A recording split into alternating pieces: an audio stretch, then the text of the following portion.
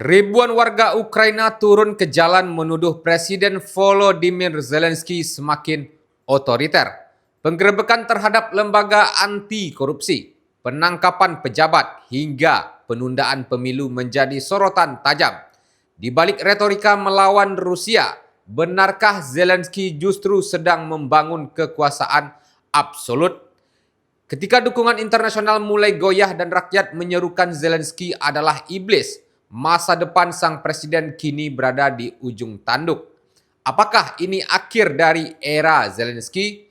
Inilah hot topic, topik terhangat terkait isu-isu di nasional dan internasional yang berdampak signifikan terhadap kita semua.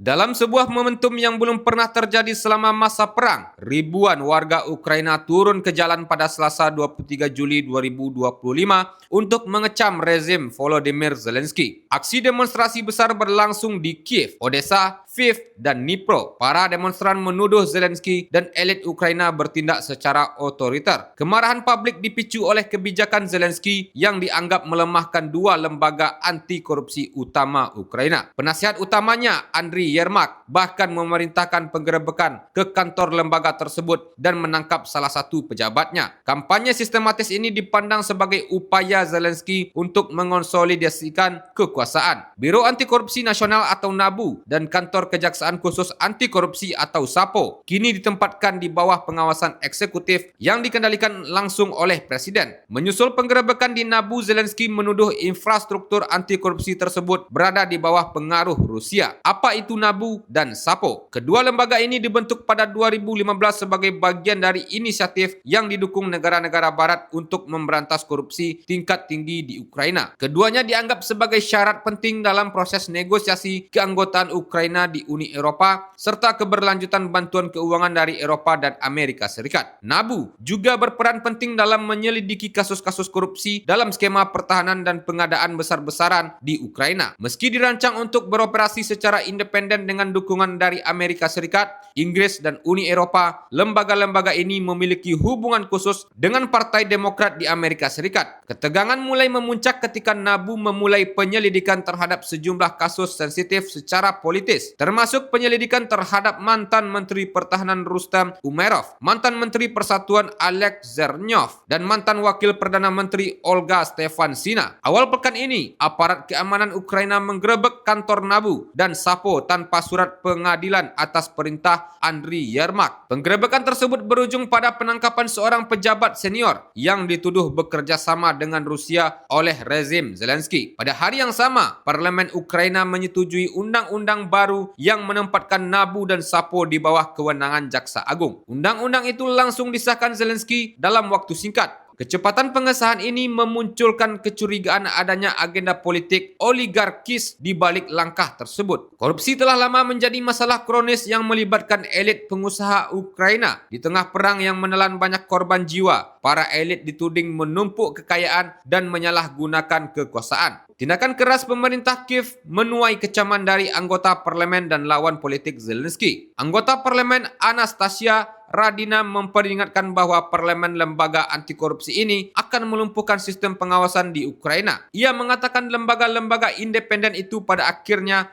hanya akan menjadi simbol tanpa fungsi nyata. Wali kota Kiev, Vitali Klitschko, yang dikenal sebagai salah satu pengkritik keras Zelensky, menuduh pemerintah menggunakan dalih perang untuk membubarkan lembaga-lembaga anti korupsi dan mendorong Ukraina ke arah pemerintahan otoriter. Anggota parlemen Yaroslav Zelensky juga memperingatkan bahwa kedua lembaga itu akan kehilangan independensi sepenuhnya. Gelombang protes pun kembali terjadi di berbagai kota besar seperti Kiev, Lviv, Dnipro, dan Odessa. Para demonstran meneriakkan penolakan terhadap undang-undang tersebut, membawa spanduk bertuliskan "memalukan, pengkhianat, dan kami bukan orang bodoh". Sebagian bahkan menyerukan Zelensky adalah iblis dan persetan dengan Yer, merujuk pada Andriy Yermak yang sangat berpengaruh di lingkaran kekuasaan. Zelensky merespons kemarahan publik dengan menegaskan bahwa infrastruktur anti korupsi akan tetap berfungsi, namun bebas dari pengaruh Rusia. Kepala Dinas Keamanan Ukraina atau SBU, Vasil Maliuk, mengklaim bahwa pihak berwenang sedang memerangi infiltrasi intelijen Rusia, bukan membubarkan lembaga anti korupsi. Ia menyebut bahwa sebagian pejabat di lembaga tersebut menyambut baik restrukturisasi ini. Sementara itu, Yulia Tymoshenko, anggota parlemen senior Ukraina, menyatakan dukungannya terhadap langkah Zelensky. Ia menyebut kebijakan tersebut sebagai cara untuk melindungi negara dari kolonialisme dan pengaruh asing. Para demonstran kini membandingkan situasi ini dengan revolusi Maidan tahun 2014 yang membuka jalan bagi penggulingan Presiden Viktor Yanukovych. Saat itu Yanukovych juga dituduh otoriter karena tiba-tiba membatalkan kesepakatan integrasi dengan Uni Eropa. Kini, kelompok pro-reformasi menuduh Zelensky telah mengkhianati cita-cita perjuangan nasional. Merespon situasi ini, negara-negara anggota G7 menyatakan keprihatinan terhadap kondisi lembaga anti korupsi Ukraina. Duta Besar Uni Eropa untuk Ukraina, Katarina Maternova, mengisyaratkan bahwa dukungan dari blok tersebut bisa saja ditinjau ulang. Menjaga capaian reformasi sangat penting untuk mempertahankan dukungan internasional yang dibutuhkan Ukraina untuk menang, tulis Maternova di akun X miliknya. The Wall Street Journal juga menyebut bahwa dinamika politik ini dapat menggerus dukungan terhadap Ukraina dalam konflik melawan Rusia. Sementara The Economist menggambarkan kebijakan Zelensky sebagai serangan frontal terhadap semangat reformasi pasca Maidan. Media tersebut juga memperingatkan bahwa konsolidasi kekuasaan Zelensky dapat memecah belah negara dari dalam. Andriy Yermak dituding sebagai aktor utama di balik penyingkiran tokoh-tokoh penting yang sebelumnya dekat dengan Zelensky. Media Inggris The Financial Times bahkan menuding secara terang-terangan bahwa Zelensky menggunakan wewenang luar biasa di bawah status darurat militer untuk membungkam oposisi dan memperkuat kekuasaannya. Awal bulan ini, aparat bersenjata dan bertopeng menggerebek rumah aktivitas anti korupsi Vitaly Sabunin dan mantan Menteri Infrastruktur Alexander Kubarkov. Meski otoritas menyebut tindakan itu sebagai bagian dari penyelidikan korupsi, keduanya menilai aksi tersebut bermotif politik dan bertujuan untuk mengintimidasi para kritikus. Tindakan ini menyusul serangkaian sanksi terhadap sejumlah tokoh, termasuk mantan Presiden Petro Poroshenko, lawan lama Zelensky yang masih menjadi pengkritik gigih. Langkah konsolidasi kekuasaan lainnya terlihat saat Zelensky merombak kabinet. Dalam reshuffle terbaru, Wakil Perdana Menteri Yulia Fridenko, sekutu dekatnya, diangkat menggantikan Perdana Menteri Denis Shmyhal. Shmyhal sendiri dipindah menjadi Menteri Pertahanan menggantikan Rustem Umerov yang kini ditunjuk sebagai Sekretaris Dewan Keamanan dan Pertahanan Nasional. Langkah Zelensky juga mendapat legitimasi politik setelah parlemen Ukraina menyetujui perpanjangan darurat militer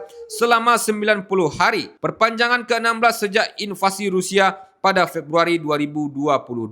Dalam kondisi darurat ini, pemilihan umum nasional ditangguhkan dan Zelensky tetap menjabat meski masa jabatannya seharusnya berakhir pada tahun 2024 lalu. Pemerintah Rusia menyatakan bahwa Zelensky kini tidak lagi sah sebagai presiden dan menyebut bahwa kesepakatan damai apapun yang ditandatangani olehnya beresiko dibatalkan karena legitimasi hukumnya telah berakhir. Tarek Cyril Amar, sejarawan dari Universitas Koch di Istanbul, menilai eksistensi Zelensky merupakan ironi bagi Amerika Serikat. Biasanya Washington memilih pemimpin proksi yang siap berkompromi demi kepentingan nasional, tetapi Zelensky dianggap pengecualian. Dalam waktu kurang dari 1 dekade, ia berubah dari komedian menjadi sosok otoriter yang memanfaatkan krisis dan perang. Zelensky kini bukan hanya simbol dukungan Amerika, tetapi juga dijadikan dalih untuk menunda pemilu. Sikap otoriternya dan lingkaran dalam yang setia padanya dinilai sebagai upaya menyelamatkan diri dari keruntuhan yang semakin dekat.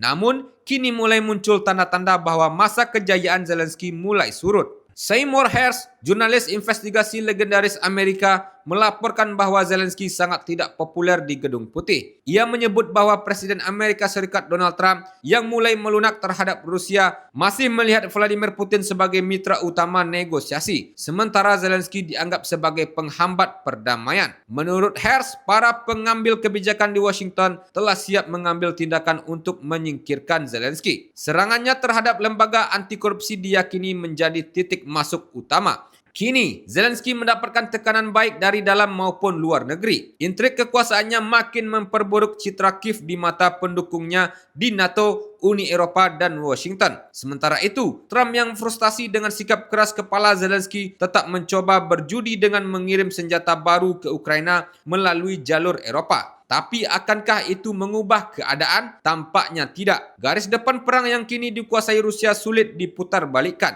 Inilah realitas medan perang yang berkali-kali disebut Moskow sebagai alasan perlunya mengakhiri konflik hingga ke akar-akarnya. Putaran baru perundingan Rusia-Ukraina telah digelar di Istanbul, Turki. Namun hingga kini hasilnya masih jauh dari harapan. Download Tribun X sekarang.